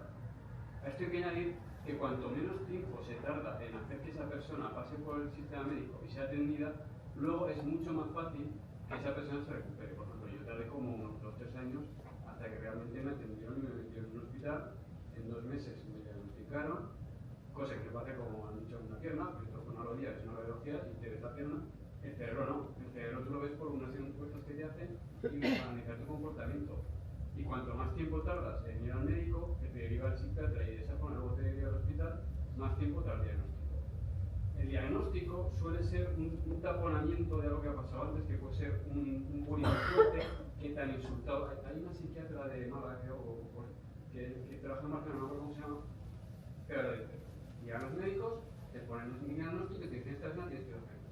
Y dices, vale, pero ¿qué ha pasado? Porque no hay presupuesto para hacer prevención y también tiene que haber presupuesto para hacer investigación, es decir, ¿qué le ha pasado a esa persona? ¿Por qué está en el hospital? ¿Por qué se ha pasado eso? Y se debería investigar más. Otra cosa que quería decir, en el país hay un artículo que se llama Sacar la psiquiatría a la calle, que habla de un país que es Finlandia, que no pasa en un país, pasa en una región de Laponia, que los psiquiatras, cuando detectan un caso, lo van a buscar a su casa y a lo mejor que puede costar 10 o 1.000 euros, no tengo ni idea, pero te puedo asegurar que tratar a una persona durante 20 años cuesta muchísimo más que tratarla en shock durante 3 o 4 semanas que se le cura. Porque está probado que hay un 60% de posibilidades de que esa persona no se vuelva crónica. Yo cuando empecé a tomar medicación, la medicación a mí me costaba nada, pero a este igual le costaba 2.000 o 3.000 euros al mes. Que si lo alargas hasta el día de hoy, que son 20 años, serían 800.000 euros. El otro día le pregunté al farmacéutico y me dijo que ya no había tanto. Menos mal, porque hacen las comunidades autónomas hacen lotes y hacen pujas por medicaciones y nada más barato. Más cosas. Bueno, lo de sacar la psiquiatría a la calle sería una buena opción. Ya lo he dicho, 60%. Y bueno, el 024, o sea, el 024, el teléfono de llamadas para el suicidio. Cuando tú llamas al 024 te dicen, estás mal, sí, ¿qué puedo hacer? Mira, una cosa que puedes hacer es hacer la cosa que más te gusta. A mí me gusta mucho bailar y cantar. Entonces me pongo a bailar y cantar. Cuando me pasa eso, que no pasa muchas veces, pero bueno, no he tenido un problema. Menos mal que solamente me pasa, por decirlo así, una de cada 20, porque si no estaría muerto, pero bueno, es una cosa que me pasó y no quiero contar. Y también es verdad que la psicosis está muy estigmatizada por los medios de comunicación. Yo doy charlas sobre salud mental, he dado una charla en determinado momento diciendo a la sociedad, yo no soy una persona, yo no soy esquizofrénico, yo no soy bipolar, yo no soy psicoafectivo, yo soy una persona que tiene problemas salud mental. Y dicen, ya, pero es que esquizofrénico, digo, no soy de nada de lo que he dicho. Todas las enfermedades, todas, menos la salud mental, se le llaman por enfermedad. La enfermedad, pero no la persona. En salud mental se le llama esquizofrénico, tal y tal. Y eso había que empezar a desdibujar y hacer que fuera separado de la persona. Porque aunque tú seas tu mente y tu mente esté enferma, tu mente no se apodera de todo tu ser, ¿vale? Y bueno, voy a terminar, pero solo una cosa más. Bueno, sí, sería muy importante que la gente, o que la sociedad, encontrar dispositivos para que las personas que están graves de salud mental pudieran insertarse en la sociedad de alguna forma colaborativa, como voluntariado, ese tipo de cosas. Porque hay muchas personas que están metidas en hospitales, de hecho, hay un estudio que dice que el 80% de las personas que tienen problemas de salud mental pueden vivir una vida normal si hacen tratamiento, si llevan un buen seguimiento médico, si hacen rehabilitación todo cuando les toca. Pero ¿cuál es el problema? El problema es el siguiente. Una persona que tiene un problema de salud mental es que ya 10 años viviendo con un problema de salud mental grave y no lo sabe. Y cuando se lo dice, o una persona, un médico se lo dice, y dice, no, yo no tengo esto. ¿Por qué? Primero, me van a meter en un grupo de los locos. Segundo, la gente va a decir que soy un loco. Tercero, voy a estar loco y me lo voy a saber. yo cuando me diagnosticaron, me pegué años repitiendo en mi cabeza, pero como una voz machaca, y eso es súper duro, es muy duro. Hace falta mucha ayuda para superar eso. Y es una plasta que te cae encima brutal, necesitas mucha ayuda.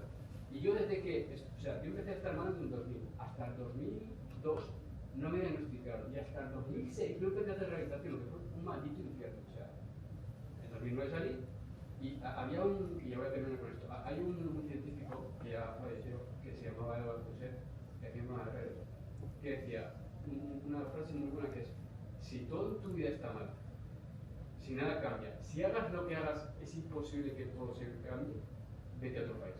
Porque, y yo lo hice, yo me fui a Francia como voluntario europeo durante un año, y como hablas otro idioma, tú no puedes tener paranoia sobre tu idioma, porque lo que haces no lo entiendes. Y es verdad. Y cambias el sitio, te das cuenta de que tus paranoias son paranoias y todas esas cosas. Y hay un montón de cosas que se pueden hacer para cambiar eso. Sinceramente lo creo, es lógico. Si tú tienes un problema de salud mental, no puedes trabajar. Tampoco puedes formarte, tampoco puedes tener experiencia. Es como un círculo que nunca sabes. Muchas gracias, Víctor. No te preocupes. Bueno, muchas gracias ¿Alguna otra pregunta más por aquí? ¿Algún planteamiento que queréis hacer? No sé si queríais alguno de los de la mesa responder a algo de lo que ha dicho Víctor. Si no, dar el micrófono al azar. No, muchísimas gracias. No, de hecho ha sido muy revelador todo lo que has contado, así que muchas gracias. Hola,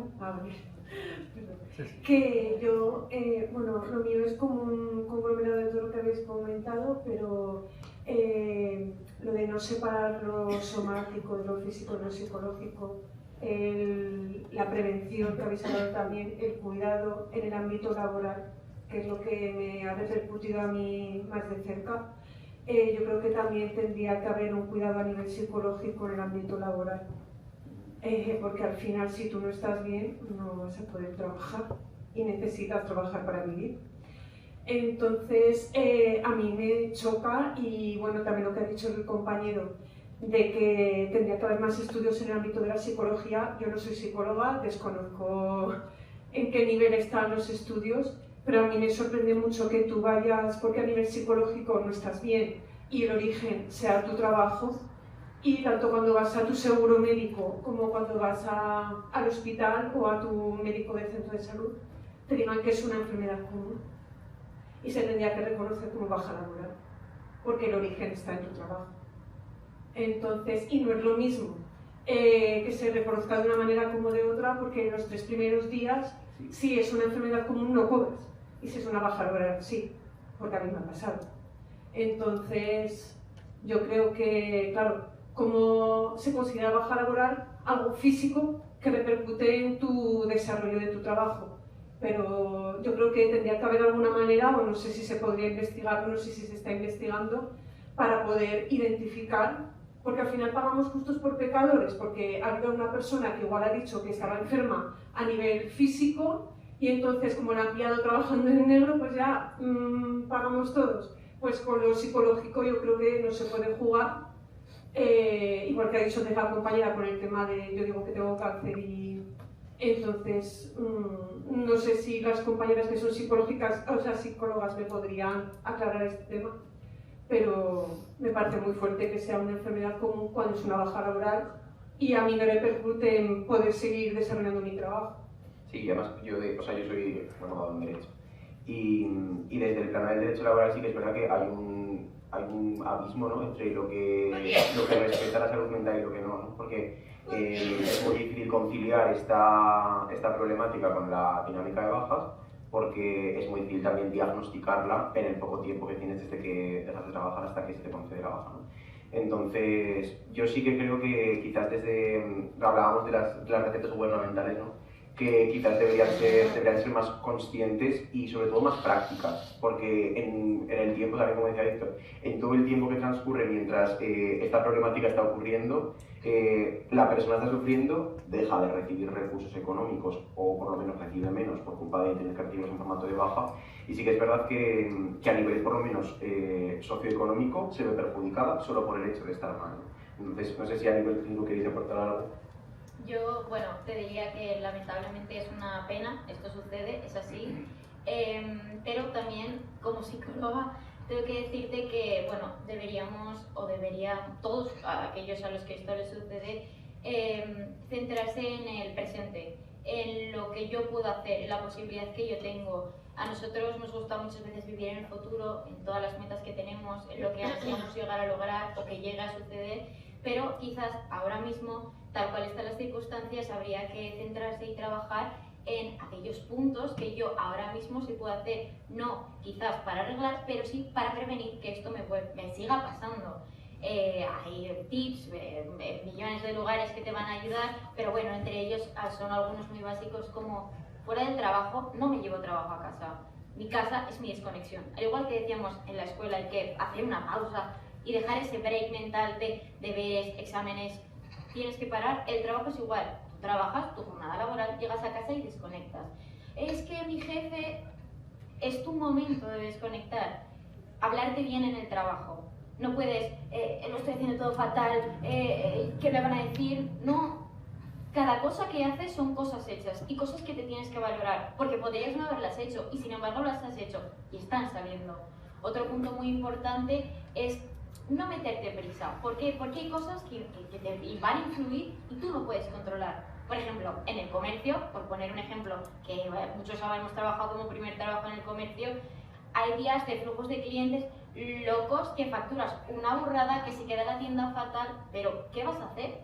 Eso tú no lo puedes prever. Sin embargo, tú has atendido, tú has vendido, tú has hecho el facing de tu zona, la has dejado impoluta. Ah, es que fíjate que esto se ha dejado sin hacer. Bueno, he podido, pero no porque yo no haya querido, es que está fuera del alcance de mi mano. Y tenemos que empezar a reconocer eso. No podemos actuar sobre algo que no podemos controlar. Esos son algunos de los pocos tips, que ya te digo que hay un montón, pero que tenemos que empezar a trabajar para mejorar nuestra estabilidad emocional dentro del ámbito laboral. Es decir, centrar lo que hay, el presente, trabajar en ello y ojalá sea deseado el futuro en el que haya un poco de más justicia con estos estigmas de la salud mental y de los posibles problemas que pueden surgir a raíz de pues estrés en el trabajo, el síndrome del burnout que está súper conocido ahora mismo. Entonces, sí, ojalá, pero trabajar con lo que tengo y con las posibilidades que realmente se me dan. Y como había mencionado, la desconexión laboral es un derecho. O sea, todos tenemos que trabajar en ese derecho, y si lo hacemos pues porque nos queremos llevar el trabajo a casa o cualquier cosa, no porque nos obliguen, sino porque nosotros mismos lo queremos hacer, igual deberíamos empezar a separar esa barrera poco a poco, aunque no sería más ético parecer. Por otro lado, la salud mental y la salud física, claro, ahí está el problema. La salud física es que se ve, la salud mental no se ve. Yo a lo largo de mi carrera he visto compañeras que pues, han tenido que dejar los estudios, o han tenido que repetir curso, o han tenido que ir poco a poco alejándose. O unos han retomado los estudios, otros no. Y se sentían muy mal, se culpabilizaban, lo criminalizaban. Y yo les decía, si te hubieses roto una pierna y te hubiesen ingresado en el hospital y por culpa del operatorio, posoperatorio, rehabilitación, no pudieses ir a las clases y repitieses curso, te sentaría mal. Pero que no te culpabilizarías por haberte roto la pierna.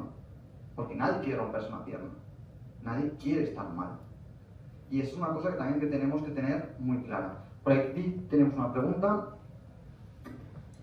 Bueno, habéis inculcado, habéis como trasladado mucho que tiene mucha importancia la educación y prevenir desde los colegios y los institutos todos estos problemas, con lo cual estoy totalmente de acuerdo, pero mi pregunta es, ¿cómo un docente abarca esto? Como un docente el cual ya viene quemado de antes de mucha inestabilidad, con unas ratios muy elevadas, que muchas veces no llegas, con una presión de tener que poner notas a los niños, ¿cómo los docentes pueden abarcar esta situación y ayudar realmente a los más jóvenes?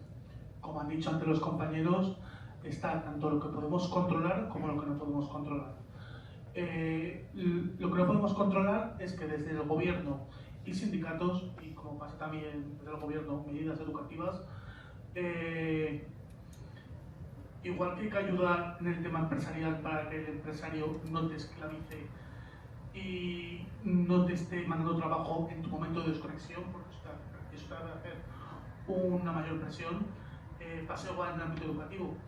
Tú no puedes controlar el que hoy por hoy desgraciadamente haya un profesor cada 20 y eso va a llevar más presión, pero sí que puedes ir lo que tú puedes controlar, lo que tú puedes hacer en este momento, ir piano a piano, paso a paso. Ir ayudando primero a este alumno y no dejarlo a medias a este alumno hasta que no has focalizado el problema de esa persona, porque al día siguiente puedes focalizar el problema del siguiente. Porque si solo he visto que esta persona está muy dispersa hoy y está, por ejemplo, teniendo un problema de atención, igual es que tengo que hacer algo un poco más focalizado, piano a piano, en vez de querer abarcar todo de golpe. O sea, yo sí que soy de la opinión, y es porque tengo una visión más negativa de o sea, menos esperanzadora, ¿no? de lo que hasta dónde podemos llegar con esto. Llamada de voz entrante de Ángelo H. Yo sí que creo que las posibilidades de acción realmente son pocas. O sea, no creo que el panorama actual brinde la posibilidad real de actuar sobre este tema. O sea, yo creo que está totalmente dirigido en sentido contrario. Creo que el peso curricular es muy alto, que no deja margen dentro de las sesiones para poder trabajar estos temas y sobre todo para poder detectarlos, ¿no? Porque también, o sea, vamos a entrar en qué metodología o cómo enseñamos o cómo dejamos de enseñar, ¿no? Pero sí que creo que, claro, es que responsabilizarnos de esta problemática como docentes es injusto, pero al mismo tiempo es injusto también que los alumnos a los que estás viendo no puedan mejorar tu situación gracias a que tú como docente puedas prestarles ayuda. Yo sí que creo que sin comunidad de docentes, igual que en todos los trabajos, ¿no? Pero que desde el sector público especialmente, sin comunidad de docentes que expliquen esta problemática de forma real es muy difícil cambiar la situación. Y que porque o se quita peso curricular para dar tiempo a esto, además por un contexto cada vez más demandante de competencias, cada vez más profesionalizantes, que den un perfil de salida más completo. Creo que o se quita el peso de esto o es imposible que lleguemos a este otro lado, porque desde las posibilidades que hay desde la hora de tutoría creo que no se puede llegar a nada, recuperando clases de otras asignaturas o intentando hablar simplemente de cómo van a nivel curricular el resto de asignaturas, ¿no? Entonces yo creo que la visión es realmente esperanzadora. Sí que creo que, o sea, no sé si a nivel sindical o a nivel comunitario hay que llegar a la política desde alguna forma, porque ahora más que nunca, esto sí que está en boca de todos, como docentes es muy desesperanzador trabajar con esta realidad. O sea, es triste, pero es que tampoco vamos diciendo ahora mismo. Sí. Es que, como dice mi compañero, independientemente de la ideología política de cada uno, es algo que tenemos que reivindicar y quejándonos individualmente no sirve de nada. En el colectivo de profesorado, en el colectivo de ahora que está muy en boca de todos, las manifestaciones de los enfermeros y de los técnicos de rayos y por ahí. La unidad hace la fuerza y una queja en común siempre va a hacer más fuerza y que nos escuchen más. Seguramente no, porque lo que necesitaríamos es como lo que han dicho mis compañeras. Igual que haya docentes que estén más centrados en focalizar problemas en vez de dar clase, como podría ser hay un ratio de orientadores, por ejemplo. Eso se solucionaría bastante. Si en verdad haber un orientador por un instituto.